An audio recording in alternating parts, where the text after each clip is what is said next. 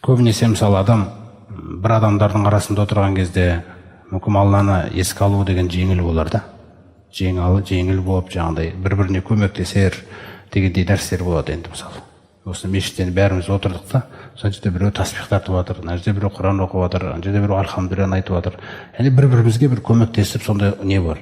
Бірақ жалғыз кезіңде, жалғыз отырған кезіңде, таза өзің қалған кезде Алланы сөйтіп еске алып. Бұл нәрсе мұсылманға өте керек нәрсе. Өйткені бұл сіздің рас бейнеңіз да, Алланы сүйетіндігіңіз да, Алланы еске алуыңыздың. Соқтан міне қараңыз, «Васкур роббака фи нафсика». Ей пайғамбар, Раббыңды еске алған кезде ішіңнен еске ал дейді. Іштен еске алу деген нәрсе әдеті. Тадурруған, жалынған түрде еске ал дейді. Қашан адам жалынған түрде еске алады әрдайым Алланы? Егер біз күнәмізді ойлап жүрген болсақ, біз күнәмізді дұрыс ойламағаннан кейін, уайымдамағаннан кейін, біз сол себепті жалынып еске аламай жүрміз Алла Тағаланы. Өйткені бағана айтып жатырық қой, сенің жүйкең немесе сөккің келген кезде, жазғырғың келсе, сен өзіңді сүйт. Сен мысалы күнә істеп қойдың дегендей, бір күнәні істеп қойдық бағана дейік мысалы. Егер сол күнәні балаң істесе не істер едің? Сабайтын едің мүмкін, әйелің істесе, оны да оңдырмайтын едің мүмкін дегендей нәрселер. Әртүрлі нәрсе болады. Немесе бір бауырың істеп қойса, сөбір қалай істеген дегендей нәрсе. Айды өзің істеп қойса, сен өзіңді сөгесің ба? Неге сөкпейсің сен өзіңді? Неге сен сөгілмейсің? Неге сен өзіңді жазғырмайсың ол үшін? Ал сен өзіңді күнәдан кейін сөкпесең, жазғырмасаң, сен жалынып дұға жасай аламыз емес? Біз жалынып дұға жасай алмаймыз. Ол болмайды, ол анаусыз келмейді ол. Қашан жалынып адам дұға жасайды? Күнәңді уайымдасаң ғана. Пайғамбарымыз саллаллаху алейхи өзіне айтады Алла Тағала: «Фа'лам аннаху ла илаха иллаллах». Біл, ей пайғамбар, Алладан басқа тәңір жоқ. «Вастағфир ли замбика». Және күнәң үшін кешірім сұра. Және мұъмин ерлер мен мұъмин әйелдердің күнәлары үшін кешірім сұра дейді. Соқтан кішірейу деген нәрсе, құрметті жамағат. Осы нәрсе керек. Күнә деген нәрсені қашан уайымдай бастаймыз? Бізде күнә кәдімгі нәрсе болып қалған негізі. Біз көп уайымдамаймыз. Мына жерде мысалы, мына жерде ғайбат айтып тұрсам, мен мына жақта барып мына кісіге ұрысып жатсам, не нәрсе ол? Не өмір ол? Қандай жан дүние деп атаймыз оны? Мысалы, мына кісімен мысалы ғайбат айтып жатқан кезде қосылдым. Одан кейін мына кісіге келіп, бұл кісінің қатесін жөндеп жатырмын. Көрді? Сосын ана кісіні көремін, қалғалай деймін мысалы. Сонда не бұл? Жан дүниеде не болып жатыр? Бұндай жан дүние Аллаға жалынып дұға жасай ала ма? Жалынып дұға жасай алмайды ол. Егер ол жалынып дұға жасай алмаса, екіншісін қараңыз. Уахифатан, және қорқып дейді. Біз қайтып қорқып дұға жасаймыз онда? Жалынып және қорқып дұға жаса дейді. Қараңыз. Пайғамбардың өзіне пайғамбар болдым деп алданып қалма. Қараңыз қандай нәрсе кетіп жатыр да. Алланың елшісімін деп алданып қалма. Әрбір пайғамбарды сұраймыз біздерден, қауымына қаншалықты жеткізді, қаншалықты тәрбиеледі.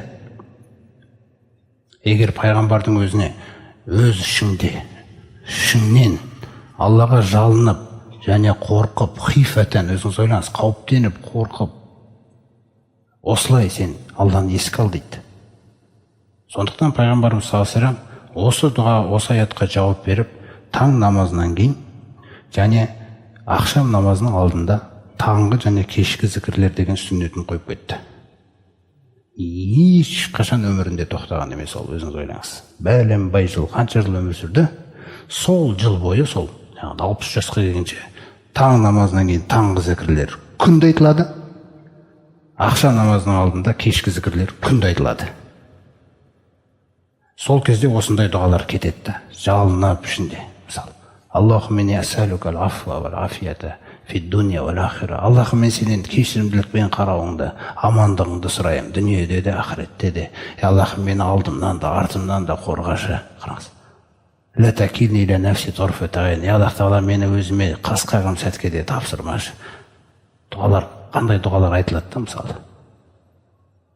Қорқып, бисмиллахи-лази ла ядурру ма'асмихи шай'ун фил арди ва ла фис сама ва хуа ас-сами'ул алим. Алланың есімімен көктерде де, жерде де еш нәрсе зиян тигізе алмайды. Алла естуші, мысалы. Соны үш рет айтады. Хасби Аллаху ла иляха иллаху алейхи таваккалту ва хуа раббул аршил азим. Алла маған жеткілікті, одан басқа тәңір жоқ, оған тәуекел еттім, ұлы аршының Раббысы 7 рет айтады, мысалы айтайық. Сосын субханаллахи ва бихамдихи 2 рет, 100 рет. Міне, күнәдан күнә қалмас үшін. Сосын астағфирулла ва тубу илейхиге 100 рет кіреді. Аллахым кешірім сұраймын, тәубаға келдім 100 рет айтады. Міне, пайғамбар күнәсіз адам істейді осыны. Міне, қорқуға, осының бәрі жаңа қорыққандығы, осының барлығы жаңағы мынау жалынып атқандығы. Әрбір кеште таңертең ерінбейміз, анандай кеште айтады.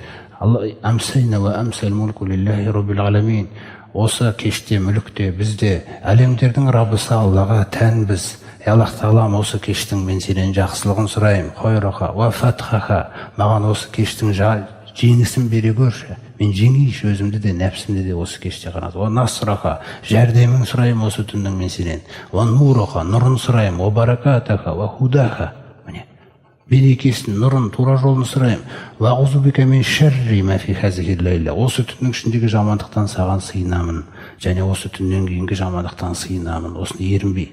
Өзі көп болса, жабыр 25 минуттық па, 20 минуттық, жарты сағаттық жаңағы мысалы дұғалар. Соны айтып отырады осыны. Көрдіңіз бе? Таңертең таң намазынан кейін соны айтады. Кешке жаңағы ақшам намазынан кейін соны айтып отырады.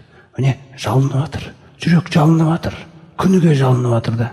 Кешеге жалынғаны ол кешеге күндік. Бүгін қайтадан жалынады. Ертең қайтадан жалынады. Ол пайғамбар жалынып жатыр.